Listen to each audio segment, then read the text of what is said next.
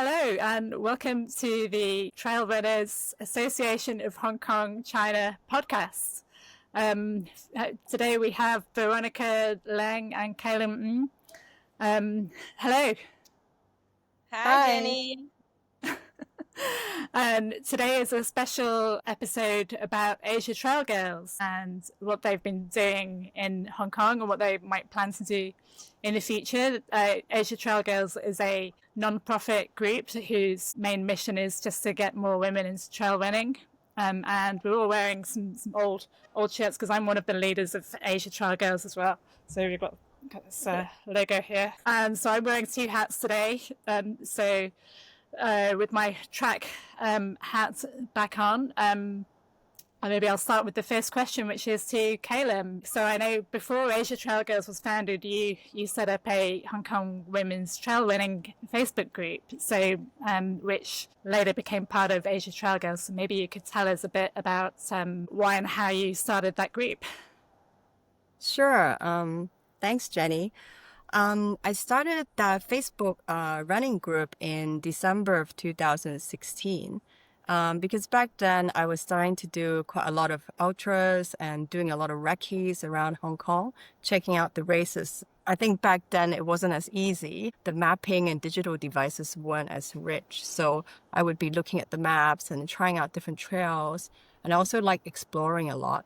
And then since, I met a lot of different runners at different events, I noticed a lot of women are like, wow, you're going here, you're going there. I don't know how to go there. I just run the same route every week. And they said, oh, can I join? Can I come with you? So they wanted to explore more routes, but they lacked the confidence, or maybe they got lost. So since I was quite good at wayfinding, I started leading these runs. But often, because I'm not a very fast runner, I'm at the back, and then the faster runners would need to wait for me so that I can tell them, okay, now we go right or we go left. But mainly it was a very social group, and very quickly we had other runners starting to lead, some faster, some slower. And mainly the point was to find friends, maybe living near you, and to check out new places, and to also build our confidence, in wayfinding and also trail running. Brilliant. And how big did that group get? Like, how many people were you having on the social runs? Because I wasn't involved back then. Oh, well, our group that were following the page was over 1,000, 1,200 or 1,400. But the runs back then weren't that big. Maybe we'd have 20 or 30, or sometimes it would be 10. It really depended. I think back then the community wasn't as big as it is now. So it's really great to see the community growing as well. Fantastic. And yeah, I didn't realize it was that big in the early days. And so Veronika, maybe you can tell us a bit more about Asia Trail Girls, how that got started, and then how it merged with the Trail Running Women's Group. Yeah, sure. So I started my trail running journey a little bit later. And in 2019, I was kind of racing across Asia, and I kept noticing, the numbers of women participating are quite low. And after moving to Hong Kong, end of 2019, I thought, all right, we might need a community that connects these women and perhaps encourages more women to join. It was also when COVID started. So it really at first was a platform, like more of an online platform to share articles. We had a podcast, we did some virtual challenges, and kind of to just connect the community in Asia. And obviously being based out of Hong Kong, I was trying to find like-minded people in Hong Kong to see what they were doing, how we could collaborate together. And then one day I reached out to Keilem, who was in charge of that Facebook group, and we realized, well, we are kind of trying to do the same thing here. And since we are both here in Hong Kong, why don't we just merge? And we agreed to rename the group to Asia Trail Girls Hong Kong chapter. And we became the leaders of that group. And after COVID, we finally were able to get out on trails again. And we started with those regular monthly runs. That kept going for a while. Yeah. So Asia Trail Girls since 2020, and same year we merged with the Hong Kong Women's Trail Running Group. Great. Yeah, I remember taking part in some of we had occasional social runs during the pandemic, and looking back on the photos recently, wearing masks, it was very grim.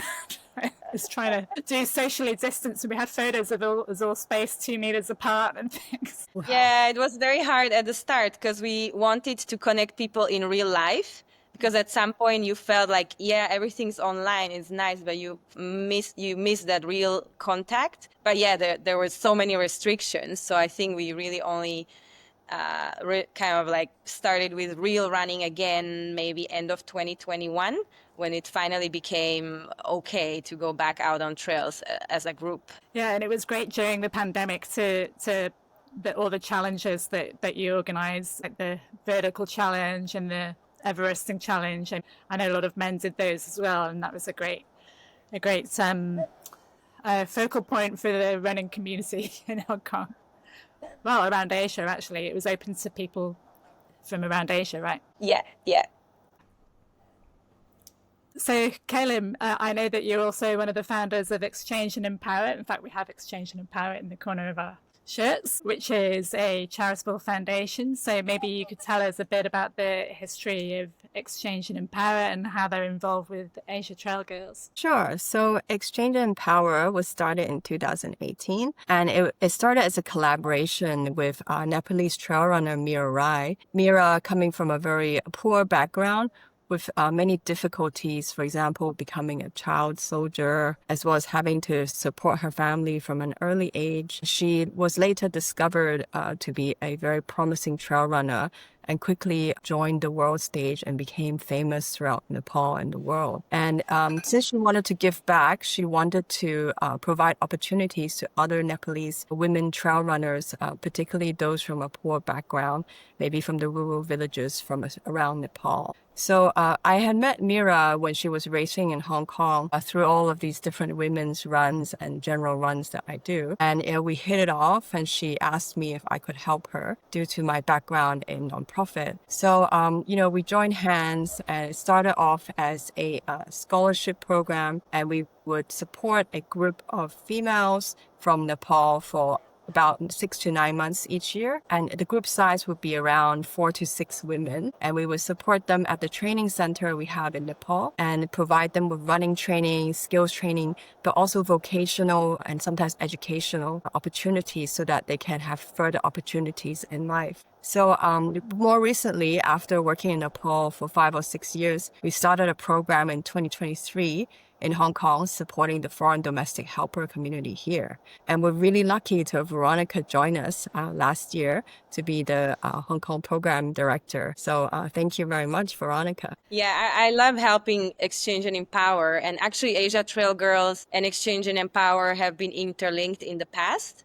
I don't know if you remember, but every year Exchange and Empower is doing a challenge to raise money. So Asia Trail Girls was supporting the Everesting Challenge a few years back. And so Exchange and Empower is really trying to help those in need, while Asia Trail Girls is a general community for women. But it's all about trail running and inspiring and helping others to get out on trails. So I'm really, really happy to be part of the Exchange and Empower Hong Kong program, because I feel like what's behind the program is so meaningful, because we are really trying to not just promote trail running to anyone, but really to help those who need it more. So I'm happy to be the program director since last year. I don't know if you want to know more details about the program, Jenny.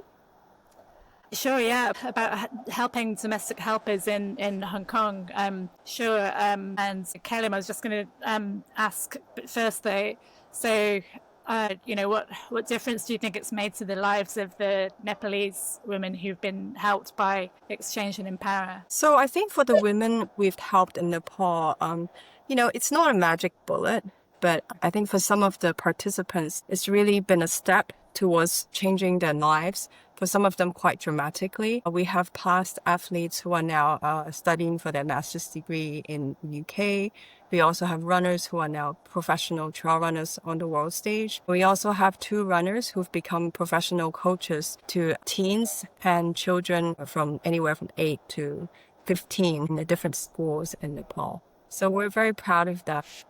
Yeah, that's amazing. I know that there are some women that have escaped from arranged marriages and are life trapped in poverty to earn a good income on the world stage, which is fantastic. So yeah, Veronika, back about the domestic helper program. So how Where did the idea for that come from? Well, when we were discussing who we might want to target in Hong Kong, this group immediately came to mind because we know there's so many foreign domestic helpers in Hong Kong who are working really like endless hours, yet we get to see many of them hiking, running, and even like joining races. So we thought, oh, this is a group that could need our help. So the first year we were only supporting them financially, but the second year, and now we are planning a third year of the program, we wanted to do something more using our resources and connections as Asia Trail Girls to really find mentors to the girls who are already interested in running, but maybe they don't have a coach or they don't have the means or resources to get better, maybe to get a good equipment, but also to understand more about how they can improve. So since last year, the program is for 6 to 10 domestic helpers. So last year we had 6. This year we are hoping to have 10. They're each paired up with a mentor. So the mentor is a woman from the trail running community. Most of them are already part of Asia Trail Girls. So all the mentors we had last year. And the mentors are there to guide the program participants for 3 months and to prepare them for a trail running race. So last year, our cohort was training towards the King of the Hill Taipo race. And probably the next cohort we will choose another race. But yeah, it's a fantastic program. We had amazing feedback from all the participants. Not only were they happy to have our support, in terms of equipment, some new shoes, clothes, access to races, like discounts, but also just the guidance that they received. We did some workshops for them, teaching them about nutrition, strength training, meditation, preparing them for the race in terms of mental mindset. And I think that's something that they never received before. So yeah, we had great feedback, which made us want to continue. And right now we are working on the new program where we hope to help 10 more participants from the same group. Yeah, great. It's been fantastic to see so many of that cohort getting out and doing races, and also I've met a lot of them on the Asia Trail Girls runs as well. So back there, did you say that you've been helping them with medication or meditation? Sorry, meditation. Meditation and yoga, not medication. Yeah, we found out from the interviewing foreign domestic helpers in Hong Kong that sort of stress and mental health is a big concern. So we wanted to integrate some of these elements so it's more holistic, because like in the Nepal program, we can do more like professional or vocational training. But since the domestic helpers in Hong Kong are already in a profession, we wanted to offer a different angle. So we decided to offer some I wouldn't say professional stress management. It's more like relaxation techniques, and even the trail running is a part of that. Yeah, absolutely. Trail running or any kind of running, I think, is a great way to de-stress, or especially getting out into nature. And yeah, it's great to see so many domestic helpers getting out into nature in their free time. And yeah, I love that Asia Trail Girls is trying to, give back to the community, people that could do a bit of extra help. So where do you see the role of Asia Trail Girls apart from helping disadvantaged women? What are the main goals of Asia Trail Girls in the next few years? Maybe Veronika, you'd like to start off, and then Keilem, feel free to chip in if you have any additional things. Well, first of all, I have to say, we've been here since 2020, but it hasn't always been like very hands-on, because both me and Keilem, we went through different stages of our life, and we were having those regular runs, but then we both got pregnant, had a baby,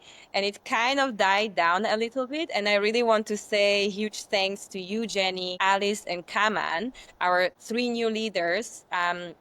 Thanks to you, starting from this year, we kind of revived Asia Trail Girls. And it was thanks to the 3 of you that, we found maybe a bit of a lost motivation to keep going. So now our runs are more regular. We have 2 social runs per month. One is for beginners, one is for intermediates. And we really want to keep these runs going, because that's what grows the community, and also it's just something that is natural and that's always been here for the community in Hong Kong.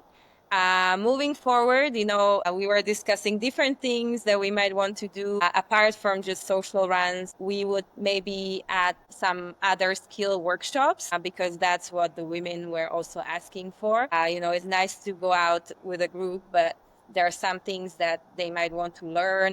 We already started with some night running to help them, run at night using a headlamp. We are thinking about a workshop on nutrition because, again, some of them are beginners, but even the intermediate ones, they might not know how to fuel if they're preparing for a race or how to step up if they're going from a 20K to a 50K race. Potentially some pole workshops or different sorts of like skill workshops. We also might want to add some other programs that might be, paid, potentially a retreat or maybe a training plan if someone's, really wants to have a more of a hands-on training plan with a coach. So those are things that we are developing slowly. Anything else that I might have missed, Keilem? We might do some community or giving back programs. For example, we might have socials where we might invite inspirational runners to meet and greet our community, to share their experiences. Maybe we can invite participants who've raced overseas to talk about the overseas races. We might get involved in different charity races in the future as well. I've got one question for both of you, which is, why do you think there needs to be a special group for women? Like, a lot of men might be listening to this thinking, I'd quite like to do a pole workshop. I mean, there are some pole workshops that men can access as well, but why do you think women need special group for this? Who would like to take that one? This is a really great question. And actually, I know, Jenny, you've been working on and doing quite a lot of research on how the female participation in Hong Kong has increased over the past years and why. And perhaps you can answer this question because I think you're the best person to do so with so much research done over the past months.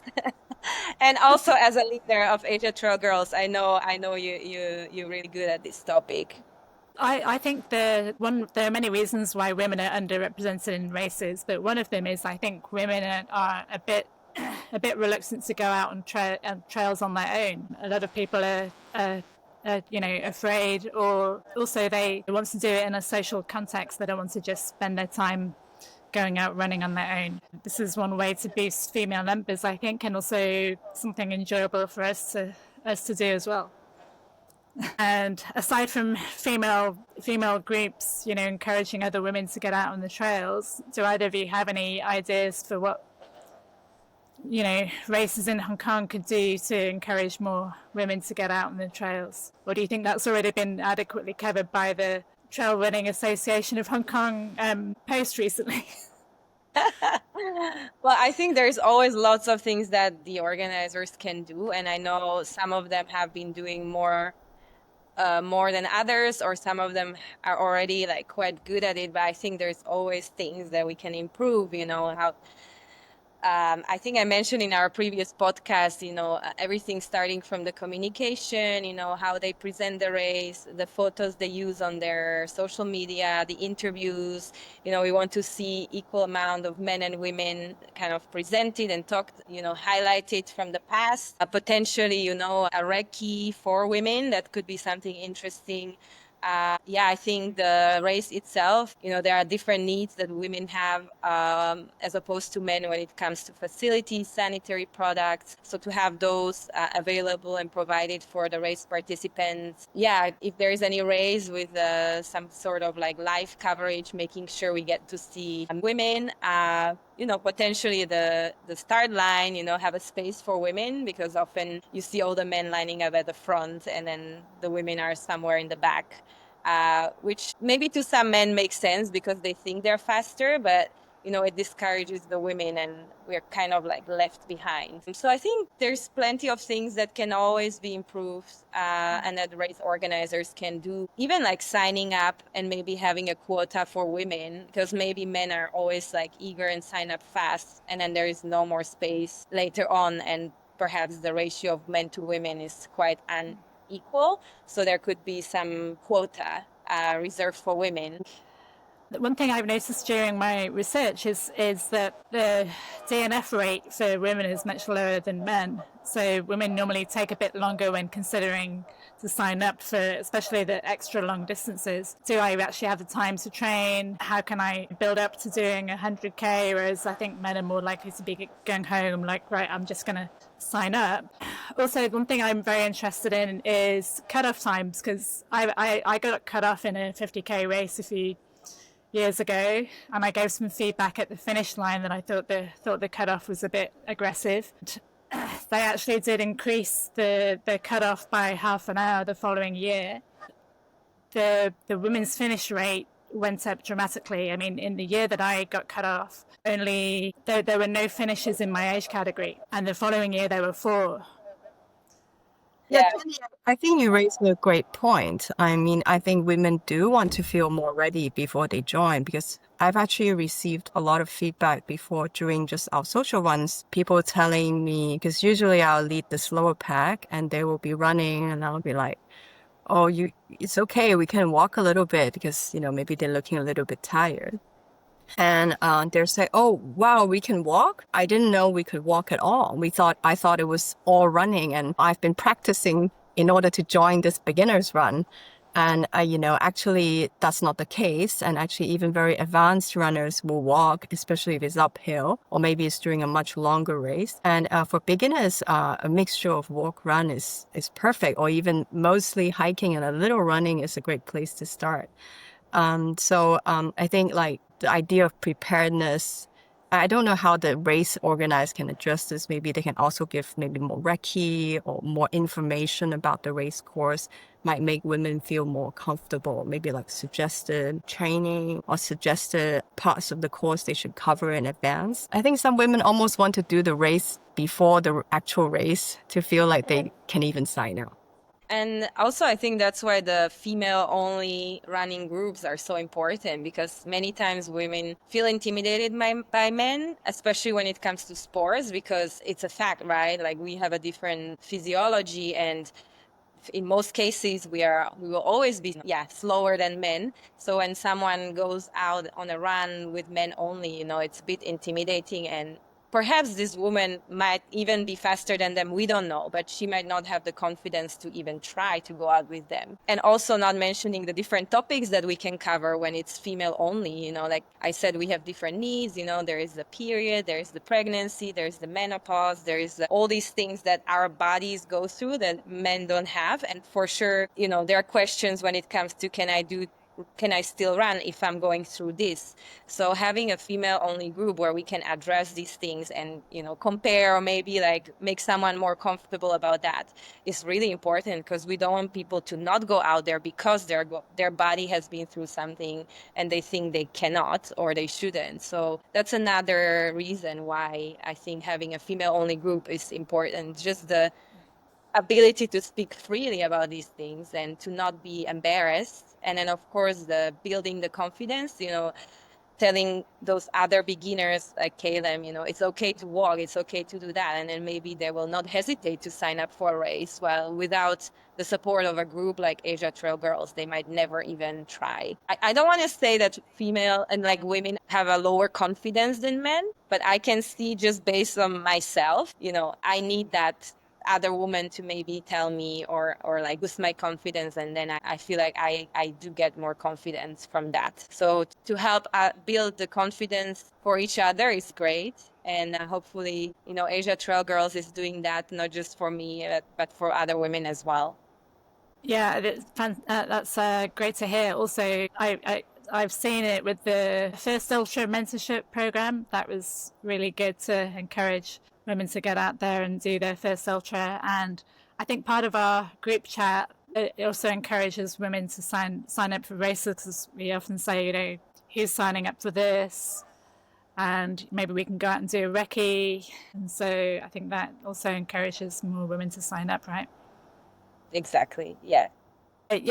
Just going back to what I was saying about cutoff times, I also think sometimes the cutoff times in the middle of the race are very important for women, because women tend to be better at pacing than men. They're less likely to go out with all guns blazing. And then if your pacing is more even, then you don't want to get cut off at halfway, because I find sometimes the cutoff times in the middle are the organizers like to have them at nice hourly increments, where sometimes an extra 15 or 30 minutes might be appropriate. Obviously, that's not something you ever have to deal with, Veronica. Yeah, I also No, but don't I know completely the agree. female or male thing, but I do think as we get older, it takes much longer to warm up. And as a non-elite runner, I don't want to run 10K before I start my 50K. So I might just warm up during the first 10K, and then maybe I miss the first cutoff. Yeah, also for sure, like at the beginning, no matter elite or not, you get passed by all these men, and then later on, like you say, the men blow up because they just cannot pace themselves. So this is the case, I think, for any runner, no matter if elite or non-elite. I just feel like it's just usually how it is. So I agree with the cutoff times to be a bit more conservative, maybe. I mean, give longer cutoff times in the middle of the race so that the woman can make it, and then probably finish ahead of the men anyway in the end, in many cases, right? Yeah, I found in my research one example of a race that unfortunately had a harsh cutoff in the middle last year because there was a landslide, so they had to reroute in the first half. They made the first half longer, and they forgot to adjust the cutoff time for the halfway checkpoint, and basically half the women got cut off, which was a complete disaster. So if any organisers are having to deal with reroutes, then they need to really think about those intermediate cut-offs, I think. But I've noticed that Asia Trail Girls has been very active in social media. Do you think that might have any positive impact on the community as well? Definitely. Everyone is, on social media. I mean, almost everyone these days, right? Spending quite a lot of time. So not only is it a way to inform people about our runs so that they can join and find out about them, but it's also a way to, maybe encourage women to join our runs if they're not part of the community. And it's also a way to share our accomplishments. So we don't just post about the runs, but we also share stories of women who are part of our community who maybe done a nice race, or they did something extraordinary, or just anything that could be interesting for other women who might see our social media feed. So we try to really inspire on top of just posting about our runs and like sharing the photos. I think the more women see photos of other women running on trails and having a good time, the more inspired they get to perhaps try by themselves as well. I mean, I would like to add that I've seen that the community has grown in diversity as well. So we also want to showcase that in not just by the participants, but also in our social media. I mean, increasingly we have runners from all different age groups. Now we have runners from in their 20s, even teens. We've had all the way up to women in their 60s, all joining our runs. And we also have runners from different backgrounds. Maybe they're expats. Maybe they were born in Hong Kong. Maybe they're just in Hong Kong temporarily for studying.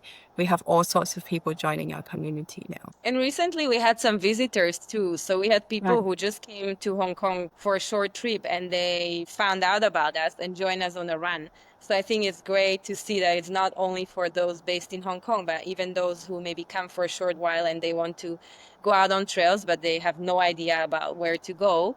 So we had a couple of those, which made us think to perhaps stay in touch with them. And if they are from a neighboring country somewhere in Asia, then they could potentially be also helping women from Hong Kong if they go over to their country and want to run. Of course, we are mostly like Hong Kong based, but seeing that people outside of Hong Kong come and join for a run makes us think that, we could create these connections across Asia and give people the opportunity to run if they go somewhere abroad and have that person there who can show them in return. Yeah, since we are Asia Trail Girls, it would be good to have chapters in other parts of Asia. I mean, I think that started to be the case during when it first started.